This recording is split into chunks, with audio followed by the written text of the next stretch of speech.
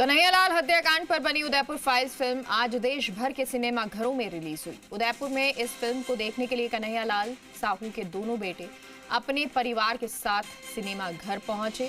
Film को देखने के दौरान उनकी आंखें उस समय नम हो गई जब उनके पिता की हत्या की वारदात का चित्रण पर्दे पर आया, जिसे देख दोनों भाई अपने आंसुओं को रोक नहीं पाए और इस दौरान सिनेमा हॉल में बैठे कई लोगों के भी आंखों में आंसू आ गए। फिल्म देखने के बाद कन्हैयालाल के बेटों से खास बात की संवाददाता अविनाश जगनावत ने।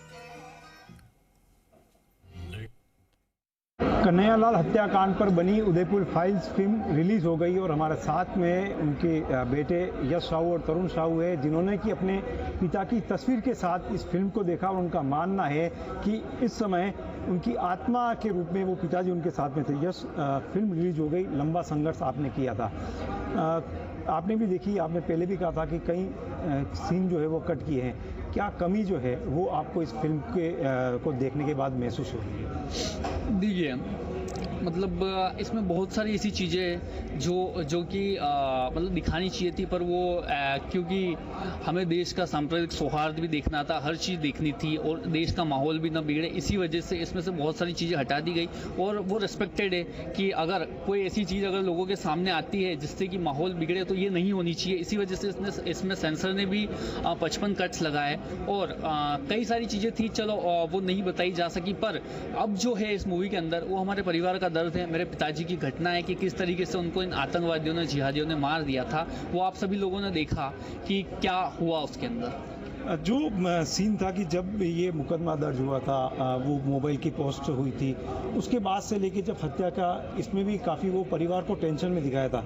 उस समय का अगर आप दौर याद करो तो आपको क्या चीज़ें याद आती है कि किस तरह से उस समय पिताजी को टेंशन जो है वो रियल लाइफ में उन्होंने फेस किया था और आप लोगों ने फेस किया? देखिए, मेरे फादर का कभी कोई क्रिमिनल बैकग्राउंड नहीं रहा, ठीक है। उनको फर्स्ट टाइम थाने बुलाया गया, तभी वो डर गए थे कि मैंने ऐसा क्या कर दिया, मेरी क्या गलती है कि मतलब मुझे थाने बुलाया गया है। और वहाँ पर जाने के बाद उन्हें थाने में ही बिठा दिया गया। उसके बाद हमने पिताजी की बेल कराई तो पापा काफ़ी डरे हुए थे उस समय, क्योंकि एक कॉमन मैन कभी भी ऐसी चीज़ नहीं चाहेगा उसके साथ ऐसा हो। उसके बाद भी मतलब जब पापा दुकान पर जाने लगे तो उनको रेकी वेकी का डर था, उन्होंने सिक्योरिटी की डिमांड की और वो सब चीज़ें नहीं हुई। और फिर 28 जून को ये घटना हमारे सामने आ गई कि किस तरीके से उन आतंकवादियों ने मेरे पिताजी को मारा। और अभी उसके बावजूद उन्होंने वीडियो बनाया, उन्होंने 26/11 का यूज़ किया, उन्होंने आतंकवादी मॉडल पर मेरे पिताजी को मारा, ठीक है। पर 3 साल होने के बावजूद भी जब उनको सज़ा नहीं मिलती तो ये एक सोच विचार वाली बात है। इतनी कोशिशें करने के बाद भी उनको सज़ा नहीं मिली। आरोपियों को सज़ा दिलाना एक लंबी लड़ाई है। किस तरह से परिवार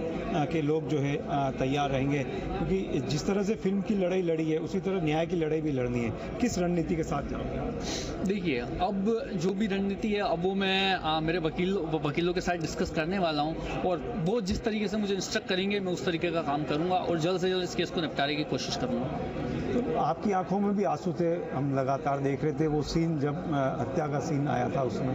क्या कहोगे इस फिल्म को देखने के? सर, इस फिल्म को देखकर हमको मेरे वही पापा की यादें आई थी और इसलिए मैं थोड़ा इमोशनल हो गया था। बाकी जो चीज़ हमने देखी हुई है हमारे आंखों से, वही चीज़ अगर हम पर्दे पे देखेंगे तो फिर सर रोना तो आएगा ही। और मैं यही चाहता हूँ कि सब जनता भी देखे इसको, पिक्चर को, और हमको थोड़ी न्याय दिलाने में सहायता करें। बिल्कुल, देखिए फिल्म रिलीज़ हुई है लेकिन दोनों ही बेटों का यही कहना है कि उन्हें जल्द से जल्द न्याय मिले और जो आरोपी है उनको फांसी की सज़ा मिले। अविनाश जगनावत, ज़ी मीडिया, उदयपुर।